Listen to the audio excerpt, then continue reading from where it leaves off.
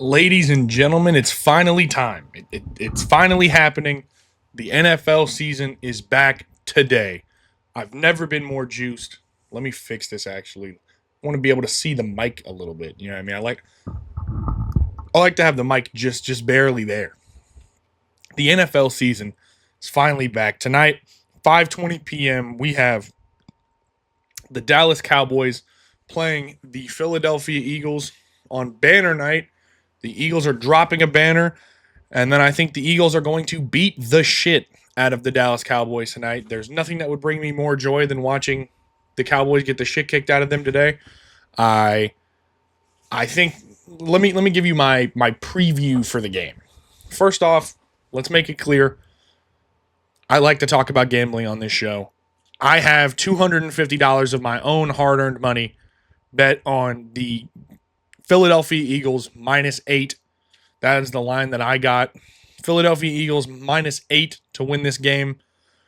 Hopefully by about 10 points to make me not have to sweat too much. But first bet of the season, let's see how it goes. I really hate having -8 in a divisional matchup, but I think that this is going to be a whooping. I don't see how the Cowboys defense is going to stop a leaky faucet, much less A.J. Brown, Devontae Smith, and Saquon Barkley. I think this is going to be a monster performance for Saquon. I don't care that they got Kenny Clark. That's the only guy on their defense who I really trust at all to do anything. But I think that this is going to be, for those people who were on the Micah trade, maybe I overreacted calling it the Luka Doncic trade, saying it's one of the worst trades ever. I might have overreacted on that, right? But for those people who, what's it called? For the people who think that this wasn't that bad of a trade, and that this wasn't a terrible trade, and that, they got 2 first-round picks and they got Kenny Clark, it's not that bad. I think tonight's going to be the night we see why it was that bad. I think that this Cowboys defense is going to look like a bottom 5 to bottom 7 defense in the league tonight. I think that the Eagles are going to absolutely beat the shit out of them. I don't know if I'd take the over at 48.5 points. I don't know. I think I would take the over. If I had to bet it, I would go Eagles in the over. I don't like the fact that you're losing 8 points in a divisional matchup, but I got to be honest. I think that this Vic Fangio defense, George Pickens is not going to do well tonight. Let me give you my breakdown for the game. True, honest to God breakdown for the game, right? We could take a look, and we have the Vic Fangio defense is very much 2 high safeties, not allow everything underneath, but you know what I mean? Allow stuff underneath, and like 1 in every 10 plays, throw in it like a weird looking blitz, right? They have a rookie offensive lineman, Tyler Booker, who I assume is going to be starting tonight. And besides that, the Cowboys' offensive line is pretty much always good. I think they're going to be maybe slightly above average this year, maybe slightly below average, somewhere around there. They're going to be fine. But I think that the Eagles lost Josh Sweat, and the Eagles lost another dude whose name I can't pull off the top of my head right now. Bad preparation, but they've lost some pass rushers, so I'm not exactly expecting this to be like the pass rushers getting home. I don't think the Cowboys can keep up. This is going to have to be a monstrous CeeDee Lamb game. I think I was looking at something that said the Eagles allow...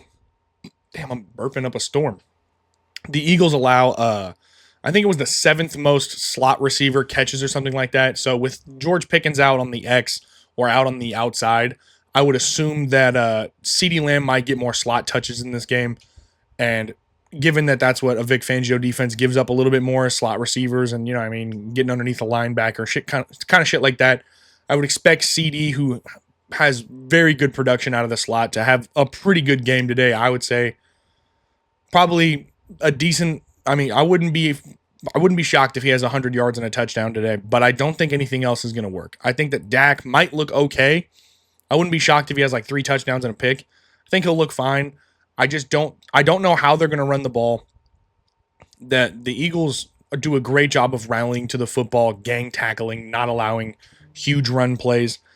And I can't believe that they traded away Micah Parsons. They needed that. The only chance that the Cowboys, in my opinion, had of winning games was huge Micah Parsons sack on 3rd and 8.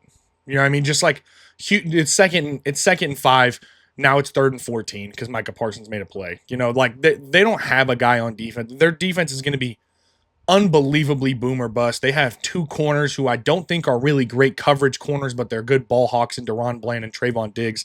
I'm not sure if Trayvon Diggs is playing tonight, but I would be wildly concerned about this Cowboys defense. I think the Eagles could hang 40 on them. It's banner night. I think Philly is going to be rocking. The link is going to be going crazy. I would be very scared of this game if I was a Cowboys fan, because this could horribly set the tone for the future of the season. I would not be feeling good about this. I like the 8.5. I hate that I'm giving up 8.5, or I hate that I'm giving up 8 points. You know what I mean? It sucks. I hate giving up that many points in a divisional matchup.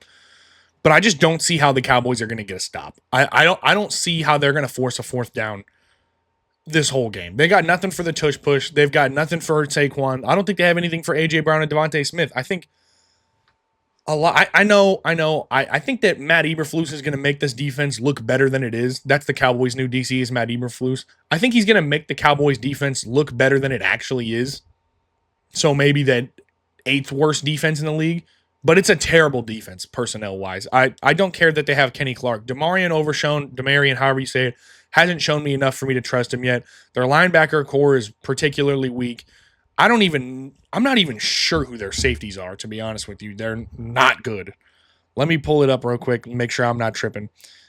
Malik Hooker is almost serviceable. That's really it. Their corners, I would not be trusting.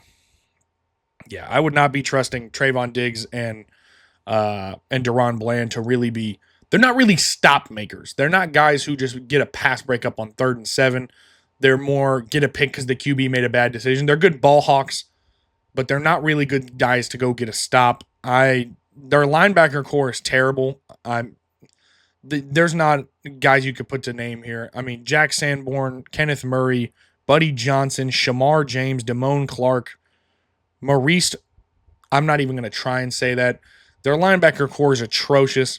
Kenny Clark is going to have to try and save this defense, but I mean, are you going to bet your money on Donovan Izaraku and Dante Fowler and Overshown? And it's gross. I don't like it. Team's defense is going to suck, and I just don't know what they're going to do running the ball. Maybe I'm wrong, and this is the Jaden Blue breakout blow up game. Maybe Jaden Blue shows why he's their running back. But good God, I would be nervous. If I'm a Cowboys fan, this feels like the first day of like, you're about to get embarrassed. It's about to be, this would be my expectations for this game, is that the Cowboys are going to get straight up shamed. I don't think, like, this is going to be maybe that trade wasn't so good from Jerry. Like, Jerry's going to be at the house tonight like, fuck. That might have been dumb. You know what I mean? So I would take the Eagles in the 8 points. I think, weirdly, I think this is a coaching mismatch. I don't even like Nick Sirianni he's obviously not a scheme guy. He's a rah-rah coach, but I think this is a coaching mismatch. I don't trust Brian Schottenheimer. I don't like, Matt Eberflus is a good coordinator. I think he's getting more shit on because of his, of how bad his coaching job was. He was one of the worst head coaches I've personally ever seen. But, yeah, man, he's going to get outclassed by Vic Fangio. The Eagles are just better everywhere. I don't think there's a place on the field you can really point to the Cowboys as being better. Like, real talk, we can go through it real quick. A.J. Brown and Devontae Smith compared to CeeDee Lamb and George Pickens, I would take A.J. Brown and CeeDee Lamb. The corner room is clearly the Eagles is better. The linebacker room, you have Zach Bond versus all those guys I just listed. Maybe tight end. Jake Ferguson's probably better than Dallas Goedert now. I mean, Dallas Goedert's like 45 years old, so maybe Jake Ferguson's got him beat now. I mean, safeties, I think the Eagles have much better safeties. Offensive line, the Eagles have a better offensive line. They've got a better running back. They've got a better quarterback, in my opinion. I don't know how. I just feel like this is going to be a show of two different classes in the NFL. This is going to be the class of the NFL versus the ass of the NFL. I think this is going to illustrate the value of having a defensive playmaker like Micah Parsons, and also the value of having a proven head coach. As much as I hate to say it about Nick Sirianni is a proven head coach. We can come back to this video and watch it and shit on me when they lose if they do. You know what I mean? If the Eagles find a way to lose this game or not cover the 8 points, I'm going to look like a doofus, but I can't tell you that I expect anything else besides a show of dominance, a show of force from the Philadelphia Eagles tonight. I trust the Eagles. I bet a lot of money against them in the Super Bowl last year, and they proved me wrong. And I think that this is going to be an ass kicking. I don't see a path for the Cowboys. On top of that, we can talk real quick about the college football shit that went down over the weekend. Arch Manning played against Ohio State. He looked terrified, to be honest with you. I was a guy who watched like 3 Arch Manning highlights and was like, looks like he's going to be the truth. But also, I'm not a guy who likes to put an unfair media don't get me wrong. Nobody's watching Matt's show and then going, well, Arch Manning's going to be the fucking truth. You know what I mean? I'm not calling Cowherd. I'm not one of these guys who matters when it comes to the sports media landscape right now. But I've always thought it's not fair to put that level of pressure on a guy who really hasn't played. It was a game that ended 14-7. Honestly, it was kind of shameful. He was 17 for 30 with 170, a touchdown and a pick. And to be honest, he played worse than the stats show. I'm going to get a sip real quick. The Ohio State defense looked awesome. I think the whole reason that this was a low-scoring game was because, a quarter and a half into this game, Ohio State's head coach was just like, well, if we don't fuck up, our defense is going to win us this game. You know what I mean? You're up 14-0. I believe they were up 14-0. And you just don't fuck up. Just run the ball. Who cares? Just don't instantly turn the ball over. We're going to run the ball a bunch, even if Texas is playing great defense. Just don't fuck it up. You know what I mean? And Ohio State's quarterback, Julian Sayin, he looked fine. You know what I mean? It was kind of just a game of defense. And Matt Patricia looks brutally overqualified. Of course he is. He worked with fucking Bill Belichick. He's an NFL caliber defensive coordinator.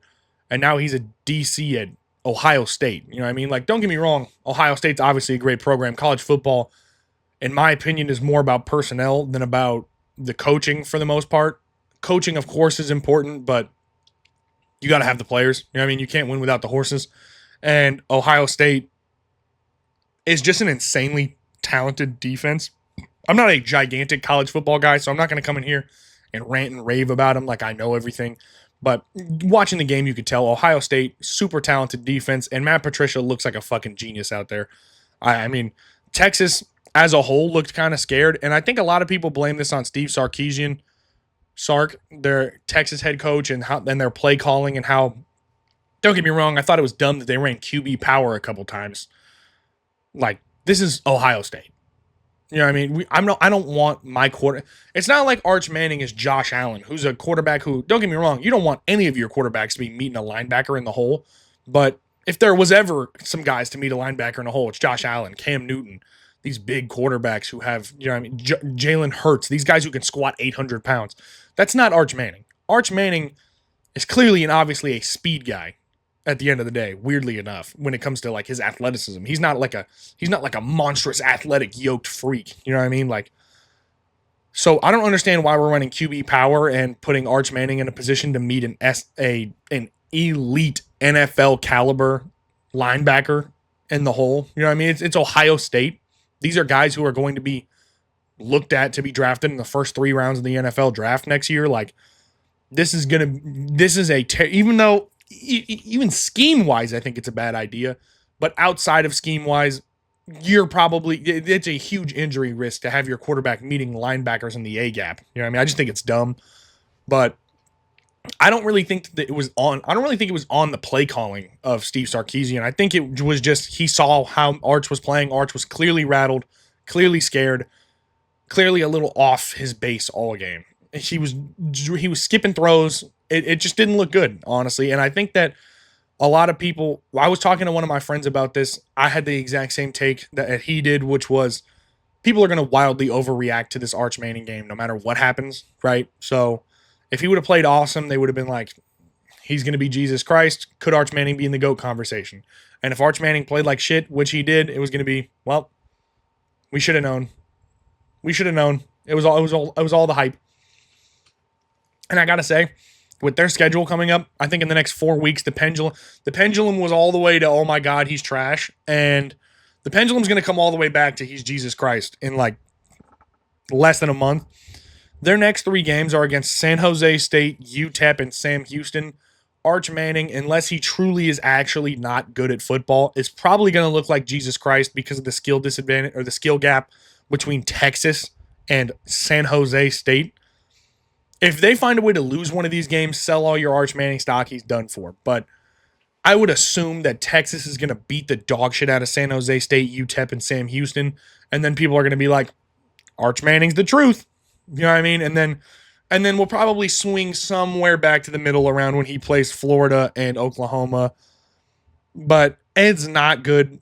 I think that the pendulum, we knew it was going to happen. It was all the way in the hype train. The second he lost, swings all the way back. You know what I mean? He's going to be terrible. He's going to suck. Whatever. But that's just how I looked at it. I thought that the play calling wasn't even really that bad besides the QB runs. I thought that was kind of dumb.